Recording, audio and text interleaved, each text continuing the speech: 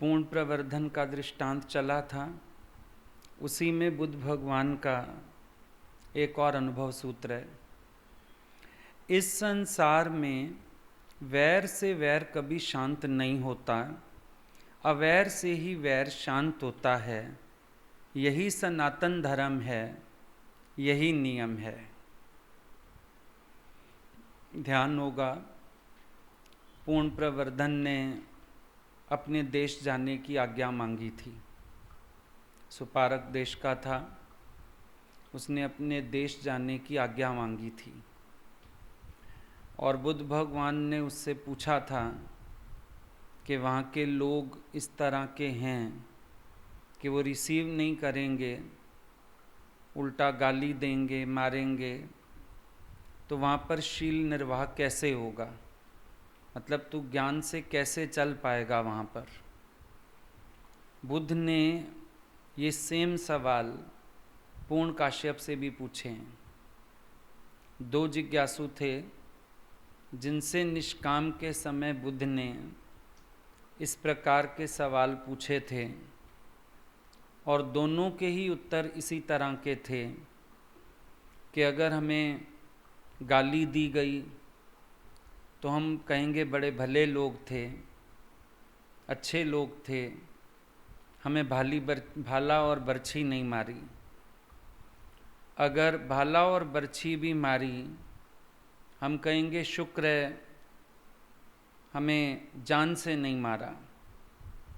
और बोला अगर जान से मार दिया तो बोला हम आशीर्वाद देंगे, दुखमय संसार से हमारा छुटकारा किया और हम अपने निर्वाण में आ जाएंगे। दोनों के उत्तर यही थे। इस पर ये सूत्र बुद्ध भगवान ने बताया था। अब ऐसा नहीं कि लोग तुम जाओगे गाली देंगे नहीं, दिक्कत ये नहीं है कि गाली देंगे नहीं, दिक्कत किसी को भी नहीं है कोई गाली देता है। दिक्कत कहाँ पर है? लगती है। किसी के देने में थोड़ी दिक्कत है, लगने में दिक्कत है। आज इन लोगों की बात से बात तो ये समझ में आ रही है कि इन्होंने अपने मन को इतना तैयार किया है कि वैर के बदले भी इनके अंदर से वैर नहीं उठेगा, यानी इनको गाली लगेगी नहीं। यही होगा ना। ऐसा नहीं है कि कोई इनको मारेगा नहीं, लेकिन ये मरेंगे नहीं। इनको गाली देंगे पर इनको गाली लगेगी नहीं। इनको मारेंगे पर ये मरेंगे नहीं, क्योंकि ये अमृत स्वरूप हो चुके हैं। अब इनकी मृत्यु असंभव है। बुद्ध ने क्या जज किया कि अब ये इस निश्चय में खड़े हैं कि कोई गाली देगा पर इनको गाली दे नहीं सकेगा, कोई इनको मारेगा पर इनको मार नहीं सकेगा, क्योंकि ये अपने निश्चय में खड़े हैं। युद्ध के मैदान में ये थोड़ी है कि अर्जुन की तरफ तीर नहीं आएंगे, पर अर्जुन क्या समझ चुका? जिसे शस्त्र काटे ना अग्नि जलाए, गलाए ना पानी ना मृत्यु मिटाए। हम जब जीव मानते हैं, अपने को रिसीव करते हैं, तब गाली लगती है। हम जब अपने को मरने के स्वभाव वाला मानते हैं, तब मृत्यु का भय आता है। लेकिन जिसने अपने को अमृत स्वरूप जान लिया, अब उसके पास क्या उलझन होगी? कोई उलझन नहीं है। बुद्ध ने देखा कि विपरीत परिस्थितियों में भी इनके मन में वैर नहीं उठेगा। मुश्किल क्या होती है? मन में वैर उठता है। मन में विचार जो उठता है, वैर से वैर का विचार उठता है। बात बड़ी कॉमन है, बचपन से सुन रहे हैं, कीचड़ से कीचड़ नहीं धुलता। बचपन से सुन रहे हैं। क्रोध से क्रोध खत्म नहीं होता, वैर से वैर खत्म नहीं होता, लेकिन फिर भी जब हम वर्तते हैं फिर हम इन्हीं चीज़ों में उतर आते हैं। फिर वैर से वैर पैदा होता है। और वैर कैसे पैदा होता है? मन में गांठें रखने से वैर पैदा होता है। कभी आपने अनुभव किया हो, वैर शांत हो सकता है अगर मन में गांठें ना बना के रखी जाएं। लेकिन हम क्या करते हैं? मन में गांठें बना के रखते हैं। इसने ऐसा किया, इसने ऐसा कहा, इसको ऐसा नहीं करना चाहिए था, रिपीट कर कर के गांठें मोटी करते हैं। अंदर गांठ पड़ती है, फिर गांठों को मोटा करते हैं, रिपीट कर कर के। अगर मन में गांठें ना रखी जाएं तो वैर शांत रह सकता है। सबसे बड़ी प्रॉब्लम है हम अपने मन में गांठें बहुत रखते हैं। बड़े लोगों को तुमने देखा होगा, दुपट्टे में गांठ होती थी, दादियाँ नानियाँ होती थी ना, दुपट्टे में गांठें दिखती थीं। भाई ये गांठ क्यों लगाई है? फलाना काम था, भूल जाती, गांठ लगा दी। भाई गांठ क्यों लगाई थी? फलानी बात के लिए। दुपट्टे की गांठ मुझे काम याद दिलाएगी। मन की गांठ याद दिलाती है किसी ने तेरे साथ क्या किया था, किसी ने तेरे साथ अनर्थ किया, किसी ने तेरा अपमान किया, किसी ने अन्याय किया, किसी ने गाली दी, तुम्हें याद आता है। इवन सत्संग के बाद भी याद आता है। अब अनुभव याद आता है। अब कहोगे गुरु की कृपा है, फलाने ने तो ऐसा किया पर मैंने लड़ा नहीं उससे, पर वैर तो है ना मन में, तुम भूले तो नहीं हो। आत्माकार गांठ ही नहीं रखेगा ना मन में। इस शरीर की प्रारब्ध होती, इसको मिल जाती, इसको नहीं मिलना होगा, इसको नहीं मिला, इसको अपमान मिलना होगा, मिल गया, इसको नहीं अपमान मिलना था, नहीं मिला। गांठ रखने का कोई मतलब नहीं है। लेकिन हम सत्संग सुन के भी गांठ बनाए रखते हैं। अब रेशम की गांठ है, पहले सूती गांठ थी, अब रेशम में। फर्क सिर्फ इतना है, पहले गांठ ये थी कि इसने ऐसा किया, गांठ अभी भी वही है, बार बार हम रिपीट करते हैं, अनुभव बताते हैं, लेकिन हमारे अंदर ख्याल तो वो चल ही रहा है, गांठ तो है ही सही, याद तो पड़ता ही है। क्योंकि वही अनुभव क्यों है, खाली और अनुभव नहीं है क्या? आत्मा का अनुभव अनुभव होता है या जगत की बातों का अनुभव अनुभव होता है? फिर शरीर बन के सोच रहे हो, फिर शरीर के साथ जो हुआ उसको सच मान रहे हो। अब हकीकत अगर देखा जाए, जब तक तुम्हें लगा, जब तुमने ज्ञान से निश्चय किया, वो एक अज्ञान काल ही तो था। तुम्हें हैपनिंग दिखी, तुम्हें गलत दिखा, तुम्हारे मन में वैर आया, तुमने ज्ञान से निकाला।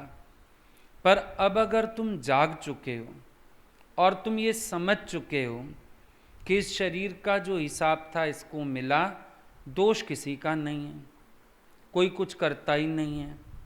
दादाजी कहते हैं जिस दिन मुझे ज्ञान पक्का हुआ, मैं अकर्ता भाव में आया, मुझे लगा सारी दुनिया स्ट्राइक पर है, कोई कुछ करता ही नहीं है, ना तो जगत में कोई वैरी तुम्हारा, ना ही किसी ने तेरा काम बिगाड़ा। अब अगर ये गांठें हटा दी जाएं तो वैर शांत हो जाए ना। पर दिक्कत ये है, गांठें अभी भी रहती हैं मन में।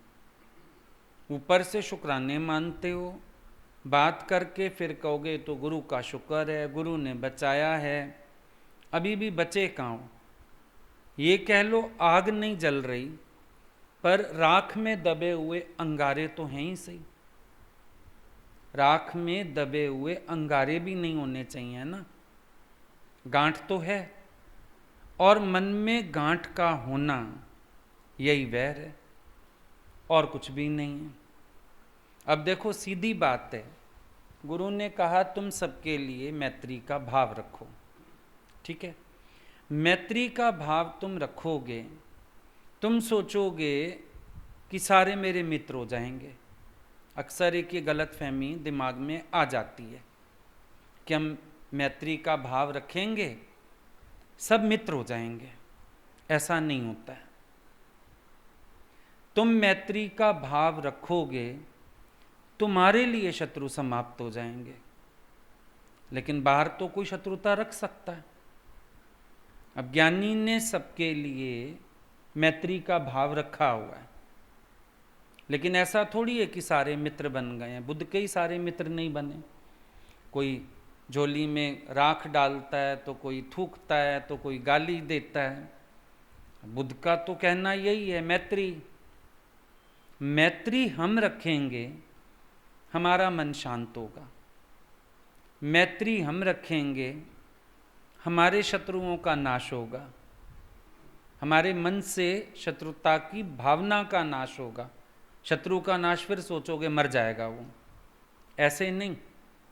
हमने मैत्री का भाव रखा, हमारे अंदर के शत्रु मर जाएंगे। अब कोई मान लो शत्रुता रखता है, वो स्वतंत्र है, रख सकता है। पर मेरे को जो पीड़ा होती थी ना शत्रु मानने से, वो पीड़ा अब मुझे नहीं होगी, उसको होगी। क्योंकि मैंने तो मित्र मान लिया, मेरा कोई शत्रु है ही नहीं, मुझे किसी से शिकायत है ही नहीं, मेरे लिए कोई गलत है ही नहीं। अब मेरी मैत्री हो गई। मुझे याद भी आएगा तो भी मैं जलूंगा नहीं, सड़ूंगा नहीं, कुड़ूंगा नहीं, परेशान नहीं होऊंगा। और समझो कोई आता भी नहीं है ज्ञानी के पास, किसी के घर से ही कोई आता है। अब अगले के अंदर कोई वैर विरोध है। गुरु ने तो कुछ नहीं बिगाड़ा किसी का, पर कभी कभी अपने घर वाले ही अपने काबू नहीं होते तो गुरु से वैर आ जाता है मन में। अब मान लो कोई वैर रख के बैठा है, अब वो भले वैर रखे, कूड़े जले, परेशान हुए, क्रोध में आए, गाली देवे, वो अपनी शत्रुता को आप भुगतता रहेगा। पर मेरे अंदर कुछ भी नहीं चलेगा, क्योंकि मेरा निश्चय क्या है, सरव में पेखे भगवान। मैंने भगवत भाव से मित्रता कर ली, मेरे को वैर नहीं है। वैर क्यों नहीं है? मुझे पता भी चल गया कोई मेरे लिए गलत बोलता है, मेरे मन में गांठ नहीं है। अब गांठ नहीं है तो वैर नहीं है, वैर नहीं है तो शत्रु नहीं है। मैदान साफ, मेरे अंदर आनंद है। अब अगला व्यक्ति जबरदस्ती गांठें बांध के बैठा है, वैर पाल के बैठा है, मुझे शत्रु मान के बैठा है, अब वो पीड़ा सहता रहेगा। तो ये गलतफहमी मत रखना कि तुम मैत्री का भाव रखोगे सारे मित्र बन जाएंगे। वो उनके ऊपर डिपेंड करता है, बने या नहीं बने, वो उनकी मर्जी। लेकिन इतना जरूर हो जाएगा कि मेरा मन सबके लिए साफ हो जाएगा। जिसको जो सोचना है सोचता रहे, गलत सोचे, बुरा सोचे। अब उसने शत्रुता रखी हुई है तो अपनी शत्रुता का फल पा रहा है। हम कुछ कह नहीं रहे उसको, हम ना गलत सोच रहे हैं, ना गलत वाइब्रेशंस दे रहे हैं। कोशिश ये कर रहे हैं कि अगले को उतनी भी खेचल ना होए।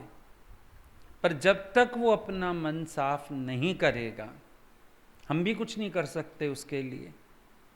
तो अगर तुम मन में मैत्री रखोगे तो तुम्हारे शत्रुओं का नाश हो जाएगा। और अगर तुम किसी के लिए शत्रुता रखोगे, अब कभी द्वेष होवे मन में, अगले को पता भी नहीं है हमारे मन में द्वेष है, और हम अंदर सड़े जा रहे हैं, कुड़े जा रहे हैं। भाई जिस दिन फलाना याद आ जाता है ना, मेरी तो रोटी हराम हो जाती है, अगले को पता भी नहीं है। यानी जो मन में वैर रखता है वो शत्रुता की पीड़ा का भुगतान खुद करता है। इसीलिए किसी के लिए मन में भावना मत करो। अब महावीर हुए, बुद्ध हुए, भगवान कृष्ण हुए, बड़े बड़े अवतारी पुरुष हुए, क्राइस्ट हुए। अब इनको कीले ठोकने वाले भी मिले रास्ते में चलते हुए। लोगों ने तो ऐसी शत्रुता की ना, क्राइस्ट को शूली पे टांग दिया। पर क्राइस्ट का भाव क्या है? उनकी शत्रुता ही नहीं है। Forgive them O lord, forgive them, for they do not know what they are doing. मतलब मेरी शत्रुता नहीं है उनसे, यही दिखाया ना। गांवों से खदेड़ा भी गया, पत्थर भी मारे गए, गालियां भी दी गईं। अवतारों के जीवन में सब कुछ दिखता है, पर उसके बावजूद उनका भाव क्या था? भाई मेरी शत्रुता तो किसी से नहीं है, इनकी होगी मुझे पता नहीं। कृष्ण की शत्रुता नहीं है, कंस की है, होगी। क्राइस्ट की शत्रुता नहीं है, लोगों की होगी। ये अंतर हो जाता है। हम अपने अंदर ये जानते हैं कि हमारी शत्रुता किसी से नहीं है। अब यहां बात आ गई अपना अपकार करने वाले के प्रति भी अभय। अब अभय कोई कैसे दे सकता है? जब निर्भय होगा। निर्भय कैसे होगा? निर्वैर होगा तो निर्भय होगा, निर्भय होगा तो अभय अपने आप देगा।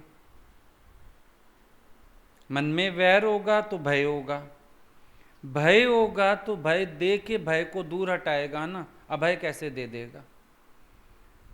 अगर किसी के मन में डर है, अब तुम्हें चींटी से डर नहीं है तो चींटी से वैर भी नहीं है, तुम्हारा वैर भी नहीं है, डर भी नहीं है, चलती रहती है, तुम जबरदस्ती चींटियां नहीं मारते। काकरोच से डर लगता है, चूहे से डर लगता है, भय है तो वैर है, फिर उसको मारने का प्रयास भी है, भय को मारने का प्रयास है। महापुरुष निर्वैर हैं इसलिए निर्भय हैं, निर्भय हैं तो अभय दे सकते हैं। यही सब अवतारों की कहानी है। इनके मन में किसी से भय आया ही नहीं, क्योंकि वैर ही नहीं है। वैर विरोध होता, भय आता, फिर अभय कैसे देते? निर्भय निर्वैर, जो निर्भय वो निर्वैर, जो निर्वैर वो निर्भय। दोनों शब्द बड़े प्यारे हैं, इकट्ठे जुड़े हुए। अगर आपको डर नहीं होता किसी से, आपका उसके लिए वैर भी नहीं होता। निर्भयता निर्वैर करती है ना। अगर आप निर्भय हो, आपको शब्द लगता ही नहीं है, तो आपको वैर क्यों होगा किसी से? क्राइस्ट को मृत्यु का भय ही नहीं है, इन दोनों शिष्यों को भय नहीं है मरने का, तो निर्भय हैं इसलिए निर्वैर होके चले जा रहे हैं। मन में सोच के भी नहीं जा रहे ये बुरे लोग हैं। कोई बुरा व्यवहार कर रहा है तब भी इनको नहीं लग रहा कि ये बुरे लोग हैं, आशीर्वाद देंगे। शील निर्वाह कैसे करेंगे? फिर भी आशीर्वाद देंगे। ये स्थिति है जो अंदर से निर्वैर है। अब बुद्ध भगवान पर थूका गया, सुना दृष्टांत कई बार। थूका, उन्होंने मुंह पोंछ लिया और बड़े प्यार से उससे पूछते हैं, अच्छा मैं चलूं? अगर आपकी बात पूरी हो गई हो, मैं चलूं? आनंद को क्रोध आ रहा है, वो उनको मारना चाहता है, वो बदला लेना चाहता है। बुद्ध बोलते हैं शांत करो। मैं ना पहले वाले गांव में चला था, आने लगा, उन लोगों ने मेरे को फ्रूट्स वगैरह पकड़ाए, मुझे ज़रूरत नहीं थी, मैंने वापस कर दिए। अब उनकी प्रॉब्लम, अपने अपने बांट के खाएं, अपने अपने घर ले जाएं, मेरी प्रॉब्लम थोड़ी है। कोई मेरे से वैर रखता है, वो उनकी प्रॉब्लम, मेरी प्रॉब्लम नहीं है। मेरे मन में जब वैर नहीं है तो मेरी प्रॉब्लम भी नहीं है। जब मेरे मन में कुछ पड़ा रहेगा तो प्रॉब्लम बनेगा। दृष्टिकोण है ना, बुद्ध का दृष्टिकोण ऐसा है कि वो कहते हैं कि अगर किसी ने गाली दी, किसी ने वैर रखा, वो उसकी प्रॉब्लम है, मेरी नहीं। मैं क्यों चक्कर में पड़ूं? दूसरे संत की बात सुनी है कि जब स्त्री ने उसको गालियां दी, अब हर गाली का सुंदर अर्थ निकाल लिया। वो कहती है बदमाश, कहता है माँ से ही बुरा, पापी पिया को पा, कमीना कमी है ही नहीं, हरामी हरी में आराम। अब महामंत्र बना डाले। या दादू साहब की बात आती है, गाली देते देते औरत ने कॉलर ही पकड़ लिया, ये दादू ऐसा, ये दादू ऐसा। वो कहते हैं वो दादू तो मर चुका जिसको तुम जानती थी। मतलब क्या हुआ? अगर जीवन में ऐसी कला आ जाए तो कोई तुम्हें दुख नहीं दे सकता। दुखी नहीं होगे तो वैर पैदा ही नहीं होगा। वैर पैदा नहीं होगा तो बाकी क्या बचा? अवैर जो है क्या स्टेट है? वो प्रेम की स्थिति है। चित्त अवैर है। अगर अब प्रेम करने जाना है तो एक एक को झप्पी तो लगाएंगे नहीं। किसी का कर्म स्वभाव याद ना रहना, चित्त का अवैर रहना, प्रेम की यही अवस्था है ना। और किसको कहोगे प्रेम? गीता भगवान ने बोला जब तुम्हारे हृदय में शुद्ध संकल्प और आशीर्वाद है सारी दुनिया के लिए, यही तुम्हारा सर्व के लिए प्रेम है, यही तुम्हारी लव ऑल अलाइक की स्थिति है। तो सीधी बात हो गई। अगर ये कला आ जाए कि हम दुखी ना हों, असल में हम ये कला ही नहीं सीखते दुखी ना होने की, इसीलिए फंस जाते हैं। अगर हम ये कला सीख जाएं कि हम ऐसे निश्चय में रहें, ऐसा नज़रिया रखें, ऐसी विचारधारा रखें कि कोई हमको दुखी कर ना पाए, तो वैर आएगा ही नहीं। अभी कोई यार दोस्त होता है, सहेली होती है, पागल भी कह दे तो वो दुख नहीं देता। पागल बोलना मजाक लगता है, प्यारा लगता है, चल जाता है। बाहर कोई पागल कह दे, यानी जब तुम्हें दुख लगा तो तुम्हारे अंदर उद्वेग उठा, तब तुम्हारे अंदर क्रोध उठा, तब तुम्हारे अंदर वैर उठा। जब तुम दुखी हुए ना अगले की बात से, अगर तुम अगले की बात से दुखी नहीं होएंगे तो वैर नहीं उठेगा। कोई वैर कर भी रहा है पर तुम्हारा दृष्टिकोण ठीक है, तुम्हारे अंदर वैर नहीं उठेगा। ये कला आ जाए। ज्ञानी के पास ये आर्ट है। अगर तुम्हें वो आर्ट आ गई तो तुम्हारा काम बन सकता है। अगर वो आर्ट नहीं आई तो दिक्कत होती है। पहले आर्ट आ जाए। अब वैर से वैर नहीं मिटता, क्रोध से भी वैर नहीं मिटता, प्रेम और करुणा से वैर मिटता है। जैसे हमने बचपन से देखा, घर में अगर बारिश पड़ी, खुले आंगन होते थे, कीचड़ हो गया, माँ क्या मंगवाती थी? साफ पानी की बाल्टी ले आओ अंदर से। तब टैंकियों का भी इतना रिवाज नहीं होता था, भर के रखते थे पानी,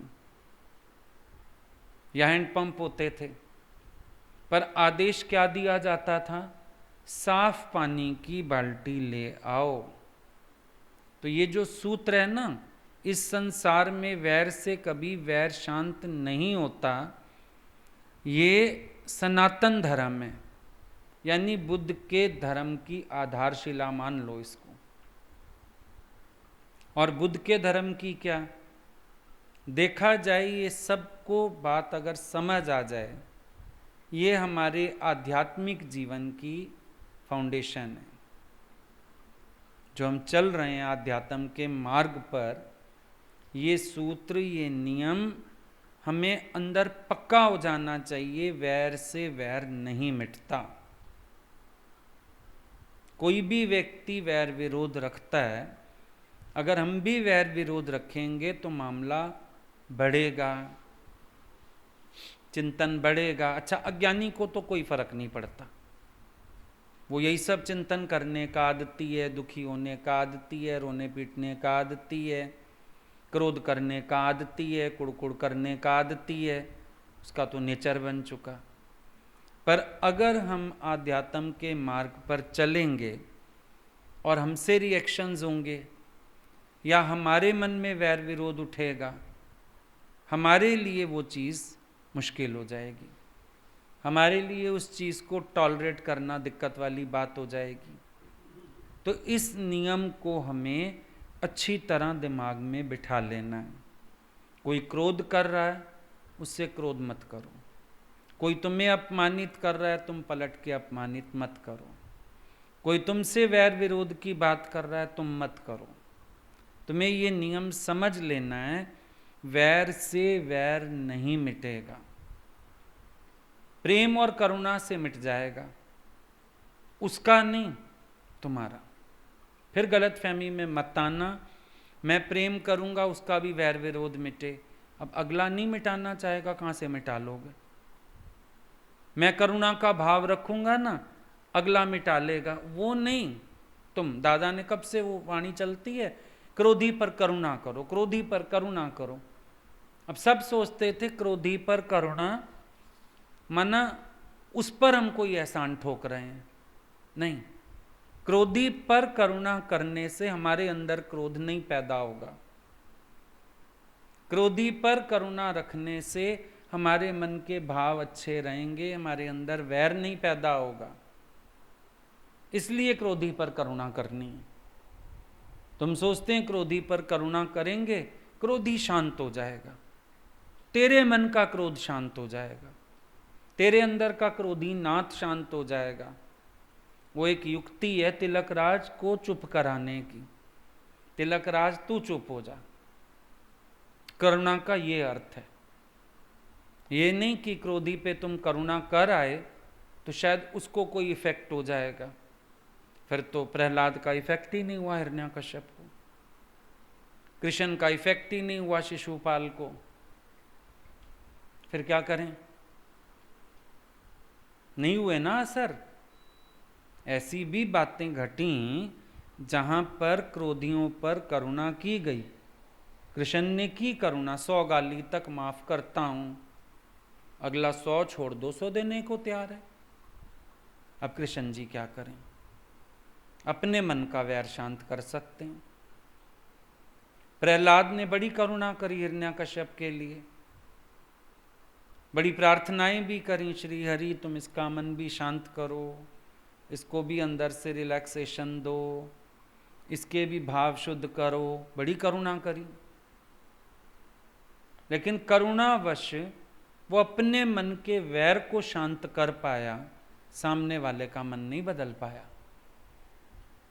कई बार ये गलती होती है, करुणा या प्रेम का आश्रय करके हम फिर सामने वाले पे रिएक्शन चेक करते हैं।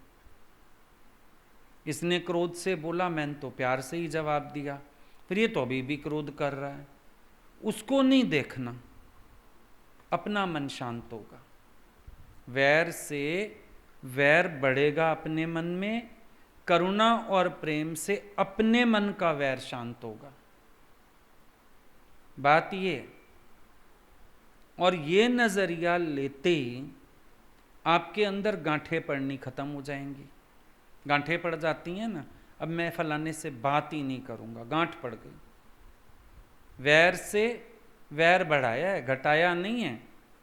सोचा हमने क्या, अगला ऐसे ही जवाब देता है, क्रोधी करता है, मैं बात ही नहीं करता, झगड़ा खत्म। झगड़ा बाहरी खत्म है, अंदरूनी तो बढ़ गया। वैर से वैर बढ़ा लिया ना, पर प्रेम और करुणा होती अंदर तो वैर की भावना ही ना होती। ये मिटानी थी। और उस चुप्पी में भी हमारे क्या होता है, सामने वाले को रियलाइज हो मैं इससे अब बोल नहीं रहा, समझ आएगा इसको, मैं नाराज हूं, ठीक करे अपने को, नहीं मेरे को बात ही नहीं करनी इससे। गांठ ही तो है, गांठ है। ध्यान दो, मन में वैर की गांठ डाल रहे हो और शांति की बात कर रहे हो। जब जब वो गांठ दिखेगी शांति आएगी या शांति आएगी? हम कह देते हैं मैंने बोलना ही बंद कर दिया, फलाने से शांति हो गई। हो गई? पक्का हो गई? नहीं हुई, क्योंकि वो गांठ याद आते ही पता तो लगता है गांठ किस चीज़ की है। सामने आएगा अगला, मैंने इससे नहीं बोलना। क्यों? क्यों नहीं बोलना? याद है। देख देख के नहीं बोलते, हर हरकत पे भी अगले की नज़र रहती है, बोलना भी नहीं है, तो वैर से वैर बढ़ता जा रहा है। तो प्रेम और करुणा का आश्रय अपने मन की शांति के लिए, अपने अंदर के वैर को नष्ट करने के लिए। ये प्रेम और करुणा साफ पानी की बाल्टी हैं, जिनको डाल के अपने चित्त को साफ किया जाता है, अपने चित्त को शुद्ध किया जाता है। परिणाम दोनों हो सकते हैं। कई बार परिणाम में सामने वाला भी बदल सकता है, पर कई बार नहीं भी बदल सकता है। लेकिन जो अवैर हृदय होता है वो सामने वाले को जांचने की बहुत कोशिश नहीं करता है। आ जाता है परिणाम सामने तो भी वो अगले की ग्रेटनेस समझता है कि उसने भी अपने मन को मोड़ा। लेकिन मेन क्या होता है कि मेरे मन का वैर नष्ट होना चाहिए, मेरे मन में वो उद्वेग, वो भावनाएं नहीं होनी चाहिए। सोच के देखो, सुख कौन दे सकता है मुझे और दुख कौन देता है मुझे? सिर्फ मन का हिसाब है और कुछ भी नहीं है। कैलकुलेशंस तो हमारे मन की हैं, किसी और की कैलकुलेशंस हैं। सिर्फ अपने मन के कैलकुलेशंस हैं। उसी शब्द से कभी सुखी होते हो, उसी शब्द से कभी दुखी होते हो। अब दादाजी ने बोल दिया बेवकूफ माना बेवाकिफ, जो ज्ञान से वाकिफ नहीं है। 100 बार गुरु बेवकूफ शब्द यूज कर दे सत्संग में, दादाजी का टेप चला दें, दादाजी बार बार बोले तुम बेवकूफ गधा, हाँ जी बेवाकिफ हूं, बेवाकिफ हूं। वही शब्द उल्टा अंदर बार बार प्रायश्चित करवा रहा है कि अभी तक भी वाकिफ नहीं हूं ज्ञान से। और बार कोई बेवकूफ कह दे, कितने दुखी हो जाओगे, और वश चला तो क्रोधी हो जाओगे, दुखी तो जरूरी हो जाओगे। वही शब्द है। तो ना कोई हमें सुखी कर सकता है, ना कोई हमें दुखी कर सकता है। सारा हिसाब हमारे मन का है। हम दुखी हो रहे हैं जहां जहां, अपने ही ख्याल से दुखी हुए जा रहे हैं। सुखी हो रहे हैं, अपने ही ख्याल से सुखी हो रहे हैं। यही ख्याल बनाना आ जाए, ट्यूनिंग सेट करनी आ जाए अपने मन की, आप सुख दुख से परे हो। आपके ऊपर डिपेंड करता है। आप जो चुनना चाहो संसार से वही चुन सकते हो, आपके ऊपर डिपेंड करता है। अब विचार करके देखो, आप चाहो तो दुख में सुख चुन लो, गुरु ने सिखा दिया दुख विच सुख मनावा। और ये भी हो सकता है सुख में से दुख चुन लो, आप पे डिपेंड करता है सारा का सारा। भाई कहीं तो सिखा दिया विपरीत में भी प्रीत करना। कैसे? कोई हालत आ गई, उसके सदके आप सत्संग तक आ गए, भाई भलाई चुन लो, अच्छा हो गया। वो दृष्टांत चल गया, भाई घोड़ा गुम हो गया, फिर घोड़ा आ गया, 10 घोड़े ले आया, फिर लड़का चढ़ा, टांग टूट गई, हाँ भाई भलाई हो गई। दुख में सुख, दुख विच सुख मनावा। कहीं कहीं तो सुख में भी दुख मना लेते हैं लोग। अब एक औरत सारी जिंदगी आदमी से दुखी रही, चला गया दुनिया से, मरमरा गया, अब रो रही है उसको बैठ के। भाई सारी जिंदगी जिसके कारण तू हंसी नहीं, हर पल गाली खाई, हर पल अशांत रही, हर पल तेरा बीपी हाई रहा, हर पल तूने अपने जीवन को कोसा उस आदमी के कारण, फिर अब खुश हो जा, गया, अब रो रही है, चला गया। और बीमार होता है, परेशान हो जाती है। तो सुख में से भी तो दुख चुनने की आदत है, नहीं है? बेटा शराबी, पियक्कड़, जो भी है, मारता है, नशे के लिए पैसे छीन के ले गया, माँ के गले का मंगलसूत्र तक खींच के ले गया, फिर भी अगर उस बेटे का एक्सीडेंट होता है, रोती है। कई तो ऐसे देखे, तलाकशुदा, तलाक हो गया, छोड़ आई, फिर खबर आई डेथ हो गई उसकी, फिर रोने बैठ गई, फिर 13 दिन सफ़ेद कपड़े पहन के बैठ गई। फिर जिंदा था जब तक लोगों को बिना बताए करवा चौथ रखती रही, पूजने नहीं जाती थी, करवा चौथ रख लेती थी। अजीब बीमारी है। तो आदत है ना सुख में से दुख उठाने की। सारे तुम्हारे मन के हिसाब हैं। कहीं कहीं सुख भरी हालत है, तुम उसमें से दुख चुन रहे हो। 100 बार कहती थी ऐसा बेटा तो ना होता अच्छा था, लेकिन फिर भी अगर मर जाए मंजूर नहीं। मंदिर जाएगी, मिन्नतें मांगेगी, व्रत रखेगी उसके लिए। पति से दुखी है, बार बार बोलेगी इससे अच्छा मैं मर जाऊं, इससे। उसको मारना तो सुहागन जाना चाहती है ना एक्चुअली, वहां अपने को मारती है, श्राप अपने को देती है। मैं ही मर जाऊं, भगवान ने मुझे ही जन्म क्यों दिया, मेरी पता नहीं कितनी लंबी उम्र लिखी हुई है, उसके लिए अब शब्द नहीं निकलता। मन का हिसाब है सारा। अपनी सृष्टि में अपने विकारों में वर्तता हुआ मन सुख और दुख अनुभव करता ही जा रहा है। दोष खाम खा दिए जा रहा है, दाएं बाएं इधर उधर, किसी को भी दोष दे देता है, पर हिसाब तो अपने मन का है सारा का सारा।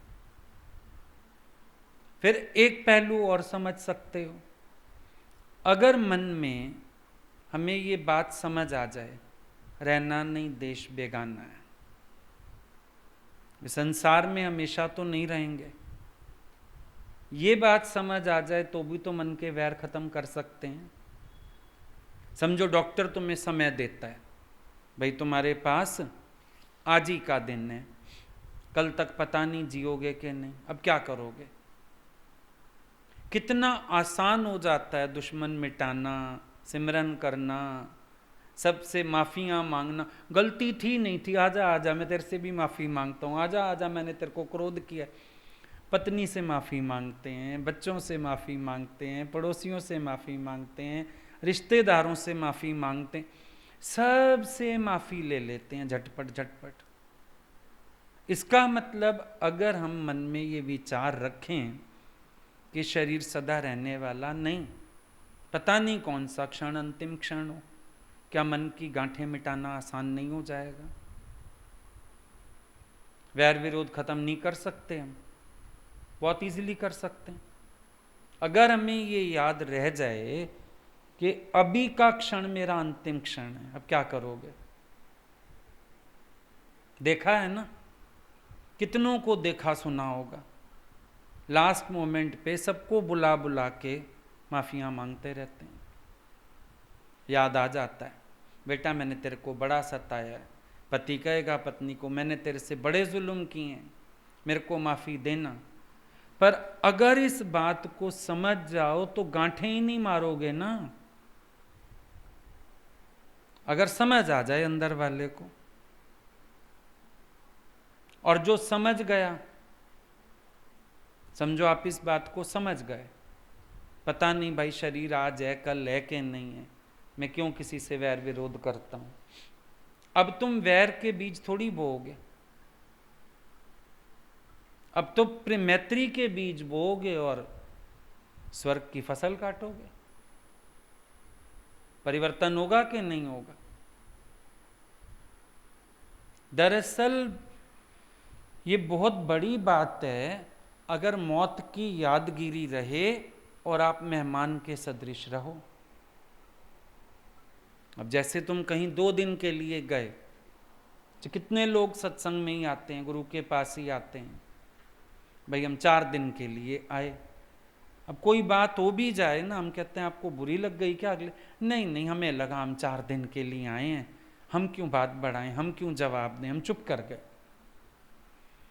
जब कहीं जाते हो 4 दिन के लिए, वहीं तुम बात नहीं बढ़ाना चाहते, ना अपनी जगह खराब करना चाहते हो कि फिर दोबारा आए, ऐसा ना हो लोग कहें ये तो ऐसा है।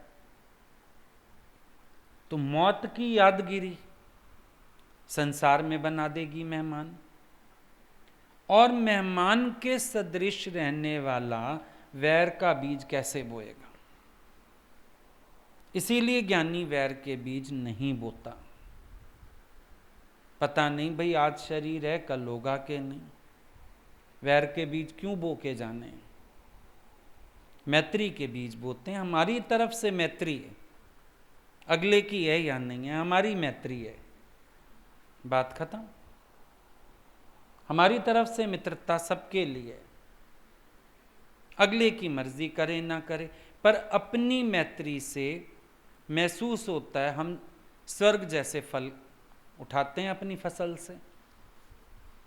हमारी फसल अच्छी है, हमारे मन में द्वेषी नहीं है, शिकायती नहीं है, हमारी तरफ से मित्रता है, और हमेशा मित्रता का हाथ ऑफर्ड है। जिस दिन पकड़ना चाहो पकड़ लेना, हम हाथ नहीं हटा रहे, हमारी तरफ से ऑफर है। जिस दिन पकड़ना हो पकड़ लेना, नहीं भी पकड़ोगे शिकायत नहीं है, पर मेरी तरफ से फ्रेंड्स तुम मानो या ना मानो फर्क नहीं पड़ता इस बात से। क्यों? एक बात पता है, पता नहीं शरीर कितना रहना है। मंजड़ी करनी करे दुनिया करे तो खे याद, मुए पुजाना मुल्क में नालो रहे तुंजो शाद। भाई जाएं दुनिया से कुछ ऐसी करनी कर जाएं। कबीर ने क्या बोला कि जब तुम आए थे जगत हंस रहा था और तुम रोए, अब ऐसी करनी कर चलो कि तुम हंसो जग रोए। ऐसी करनी करके जाओ अब, कि तुम तो जाओ हंसते हुए। क्यों हंसते हुए जाओ? जो करने आए थे वो किया, वैर विरोध किया नहीं, अच्छी फसल काटी, जिंदगी को एंजॉय किया, शोक में समय नहीं गवाया, आनंद में समय बिताया। आज जीवन पूरी होने पर भी मलाल नहीं है कि ये रह गया ये रह गया, सब करना था सो कर लिया। तुम हंसते हुए जाओगे, लोग रोएंगे इतना सुंदर आदमी, इतना चरित्रवान आदमी, इतना समझदार, इतना प्रकाशित, इतने अच्छे आचार व्यवहार वाला, अरे ये आदमी गया दुनिया से। दुनिया रोए याद करके अच्छाइयों को, पर वो कब होगा? जब वैर के बीज नहीं बोए होंगे ना। इसीलिए तुम देखो, चाहे कोई कितनी भावना रखे ज्ञानी के लिए, किसी कोने में अच्छा भी मानता है, कभी की प्रशंसा भी कर बैठता है, चिंतन में भी रहता है। कोई ऐसा नहीं है जो ज्ञानी को चिंतन में ना रखना चाहता हो। चाहे रीझ के भजें खींच के भजें, अच्छा तुम चैप्टर क्लोज कर दो ज्ञानी का, नहीं कर सकते। रीझ के या खींच के भजे जा रहे हैं, क्योंकि ज्ञानी के अच्छे भाव पहुंच ही रहे हैं। तो एक बात पक्की कर लो, समझ जाओ कि आज का दिन मेरा अंतिम दिन है। रोज ऐसा सोचो, आज का दिन मेरा अंतिम दिन है। अब करके दिखाओ वैर विरोध। अब इंतजार करो कि अगला झुके, अब इंतजार करो कि पहले अगला अपने मन को मोड़े। करोगे अब ऐसा? नहीं करोगे। देखो, बुद्ध का ये सिद्धांत बड़ा अच्छा है।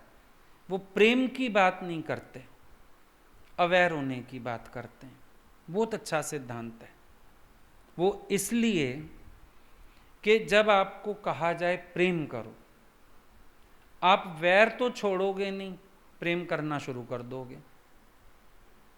एक तो करना आसान लगता है, कुछ भी करने को कहा जाए, करना आसान है, ना करना मुश्किल है। आप नोटिस करो, लोगों को अभी सत्कर्म करने को कहो, करना आसान है। ना करने की भाषा सिखाओ तो लोगों को कठिन है। आपको बोलेंगे प्रेम करो, आप शुरू हो जाओगे। एक तो करना आसान, ऊपर से ना अहंकार को पुष्टि मिलती है करने में, मैं कुछ कर रहा हूं। तो आप क्या करोगे? प्रेम का दिखावा शुरू कर दोगे। प्रेम नहीं करोगे, प्रेम का दिखावा शुरू कर दोगे। पर ऐसा प्रेम झूठा नहीं होगा। आप समझ सकते हो, वैर पर प्रेम खड़ा हो सकता है क्या? मन में वैर रख के हम प्रेम टिकाना चाह रहे हैं, कैसे टिकेगा? झूठा प्रेम करोगे, दिखावा कर लोगे, लेन देन कर लोगे, मीठी मीठी बातें कर लोगे ऊपर से, पर मन का क्या करोगे? मन में प्रेम भाव पैदा ही नहीं होगा। इसीलिए अवैर की स्थिति ज़्यादा जरूरी है। जो सबसे पहली बात है, अवैर।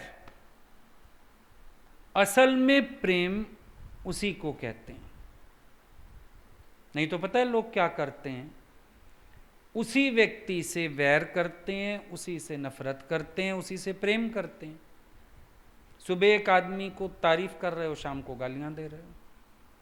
देखा है घरों में, कई बार आप टोक भी देते हो घर के किसी व्यक्ति को, खास तौर पे बड़े लोग होते हैं। सुबह तो आप उसको इतने आशीर्वाद दे रहे थे, अब आप उसको गालियां दे रहे हो। होता है ना, क्योंकि मन में प्रेम है ही नहीं। वैर पर प्रेम को खड़ा करने की कोशिश कर रहे थे। जितनी देर प्रेम खड़ा सो खड़ा, बाकी वैर का स्वभाव निकल आया। अंदर जो असल पड़ा था वो निकल आया। जितनी देर टिका पाए टिका पाए। अब गेंद पे कितनी देर कोई पैर टिका पाएगा? वैर पे कितनी देर प्रेम टिका लोगे? वो टिकता नहीं, फिर निकल आता है। भी समझो अभी दो लोग हमारे पास ही कोई बात ले आए, अच्छा कोई नहीं, तुम हैंडशेक करो, तुम प्रेम करो, आज के बाद नहीं करना, चलो हमने तो कह दिया। लेकिन अपने अपने मन से अगर वैर नहीं मिटाया, प्रेम का प्रदर्शन 1 दिन 2 दिन 4 दिन 6 दिन, 7वें दिन फिर कोई बात, फिर भिड़ंत। क्यों?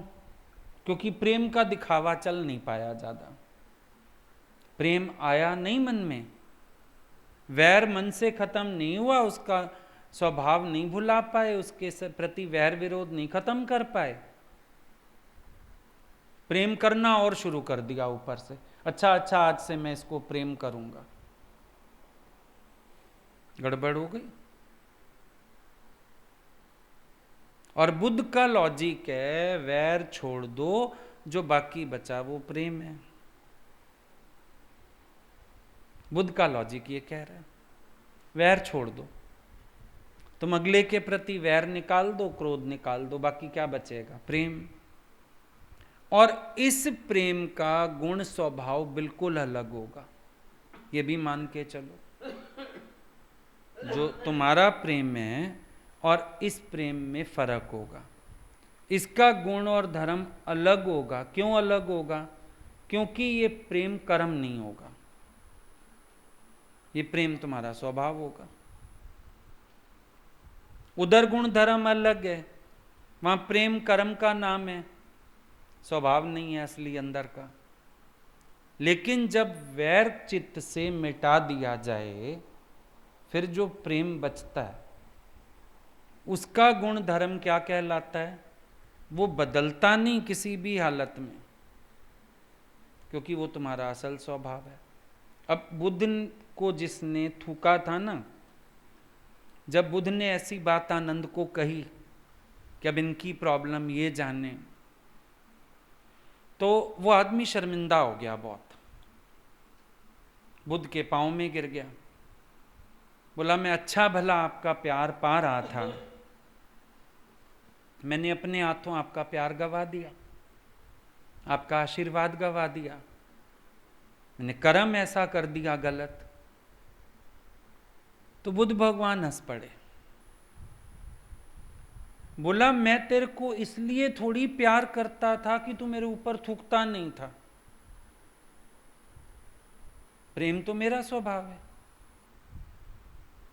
इस बात का बीच में कोई मतलब ही नहीं है कि तूने थूक दिया तो आज के बाद मैं प्रेम नहीं करूंगा,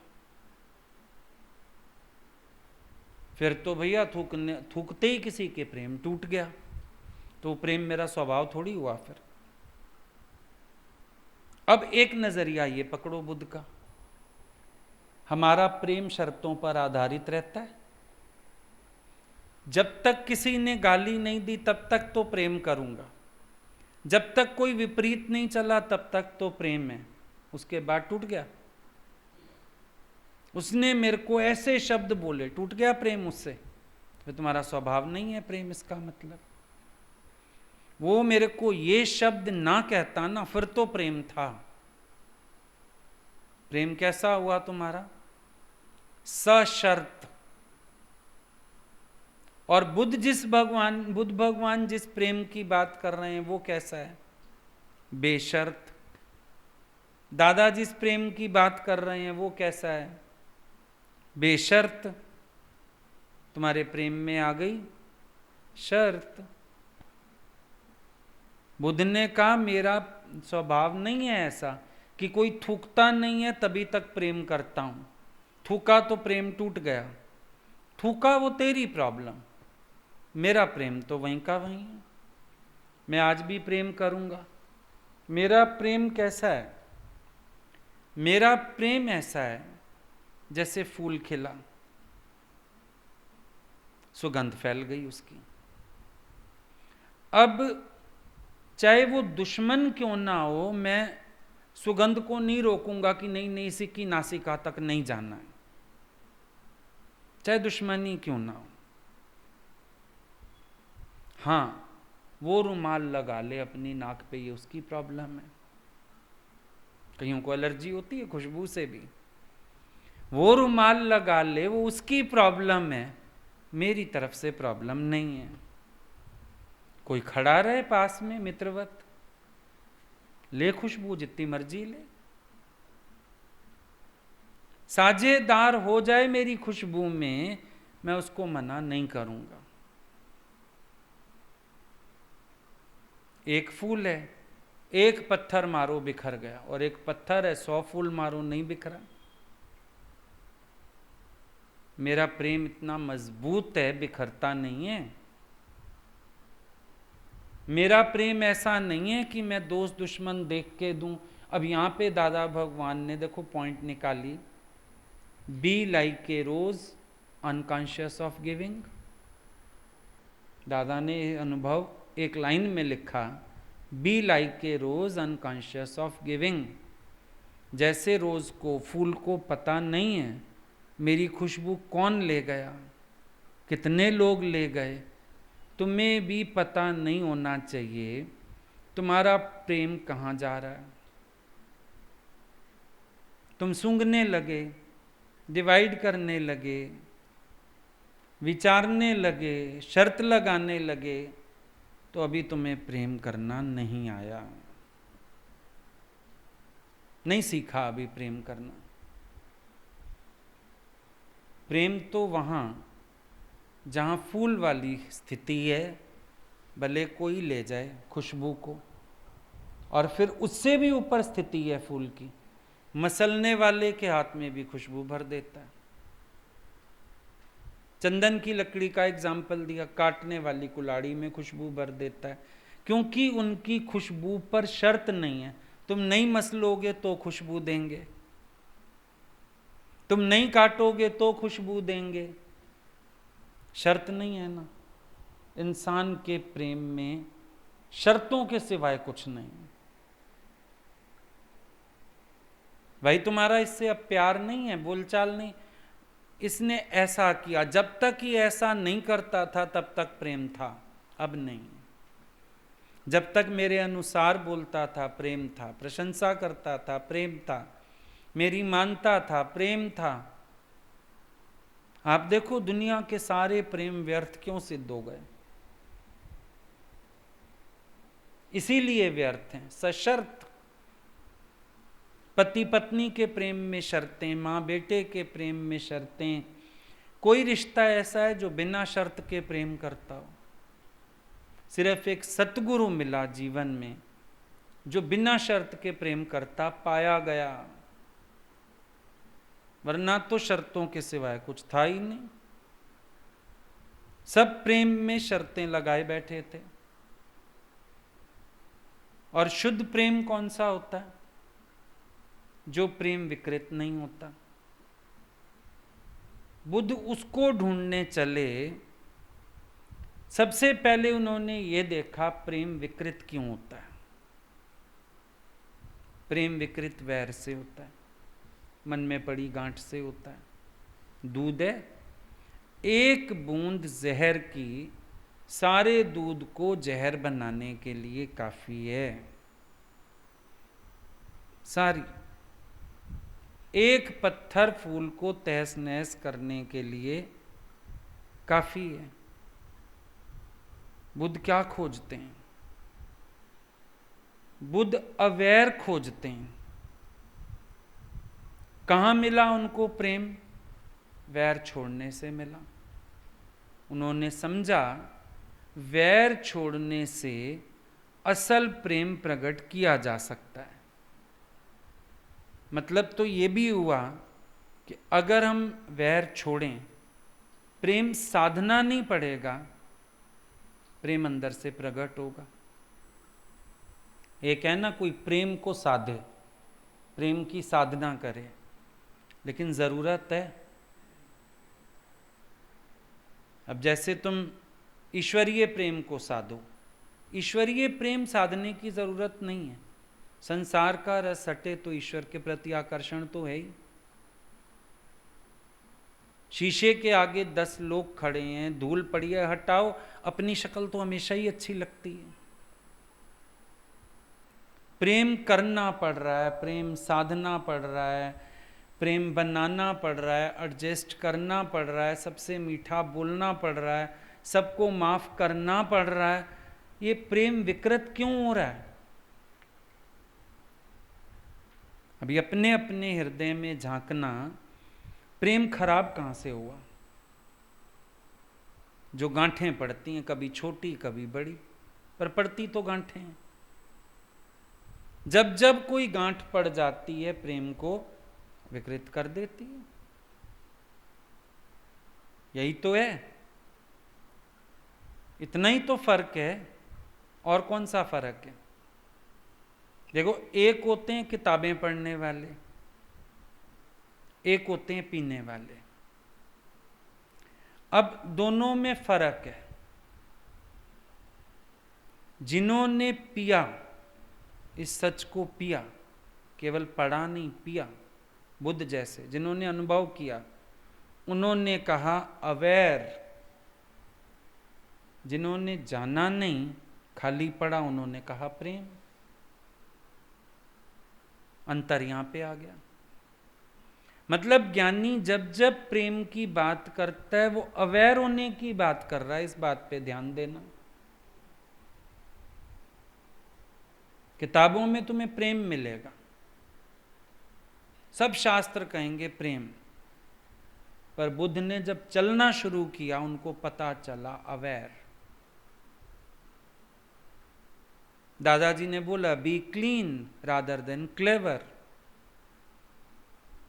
प्रेम करना चालाकी है, क्लीन हो जाना अपने आप ही प्रेम है। अब तुम किसी भी हालत में अपने को क्लीन रखते हो, किसी भी हालत में सामने वाले के प्रति क्लीन हो, इसकी ज़्यादा ज़रूरत है। ना कि चालाकी से अपना इंप्रेशन अच्छा करने के लिए, दिखावा करने के लिए प्रेम करते आओ। बेहतर है मन साफ करना। इसका मतलब ये जिन्होंने पिया, जिन्होंने अनुभव किया, जो चले, उनका एक्सपीरियंस क्या था? अवेयर। और जिन्होंने बुकिश लैंग्वेज देखी, सिर्फ बुकिश नॉलेज, उन्होंने प्रेम प्रेम तो कहा, अवेयर पे ध्यान ही नहीं दिया, प्रेम करने निकल पड़े। अब जैसे तुम देखते हो, खास निकलते हैं, कौन होते हैं ये जो पब्लिक का भला करने, सोशल वर्कर। अब मन साफ करने की बजाय बाहर के कर्म, हम सिलाई मशीन बांटें, हम शादी करवाएं, हम ये करवाएं, लेकिन मन अवैर है, मन में तो अपने स्वार्थ हैं, फिर कोई स्वार्थ पूरा नहीं करेगा उससे द्वेष भी है। देखो, दो लोग हैं, एक होता है कवि, एक होते हैं ऋषि। कवि कौन होते हैं? जिनका काव्य कल्पना से आता है। ऋषि कौन होते हैं? जिनका काव्य अनुभव से आता है। ऋषि जो बोलता है वो अनुभव है, संत जो बोलता है अनुभव है, ब्रह्मज्ञानी जो बोलता है वो काव्य है, अपने आप में रसदार है।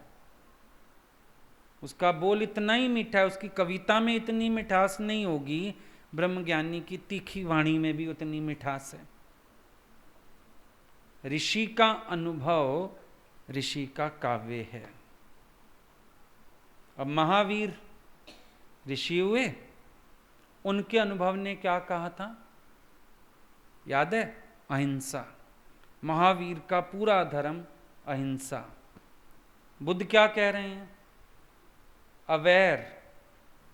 इसका मतलब जब समझा, किसी ने अनुभव किया तो समझ ये आया कि प्रेम प्रकट करने की जरूरत नहीं है, असली सवाल है वैर हटाने का। ये समझ आया, तभी बुद्ध ने बार बार अहिंसा पे जोर दिया। महावीर ने, बुद्ध ने अवैर पे जोर दिया। दादाजी ने भगवत भाव पे जोर दिया कि नाम रूपी मत देखो, ना तुम्हें हिंसा होगी ना वैर होगा। भगवान देख के तो किसके लिए गलत सोचोगे? इसका मतलब इन सब का अनुभव एक ही दिशा में जा रहा है कि प्रेम मत करो भले, वह अपने को अवैर पहले करो। अपने को अवैर करने की जरूरत है, प्रेम तो अपने आप होने लगेगा। अब भगवान देख लोगे और कोई भाव ही नहीं आएगा। नामदेव को कुत्ता आया सामने, भाव अच्छा था, अवैर था, शिकायत नहीं कि मेरी रोटी उठाए जा रहा है, अपने आप ही प्रेम आ गया। प्रभु रूखी तो ना खाओ, घी तो लेके जाओ। तो असली सवाल वैर मिटाने का हुआ ना। तो इसीलिए बुद्ध ने बोला वैर से वैर शांत नहीं होता, अवैर से वैर शांत होता है। यानी अपने मन का अवैर भाव करने से अपने मन का वैर शांत होता है। यही सनातन धर्म है और यही नियम है। ये असली नियम यही है कि चित्त को अवैर किया जाए और कुछ नहीं चाहिए। ठीक, भजन कर लेते हैं।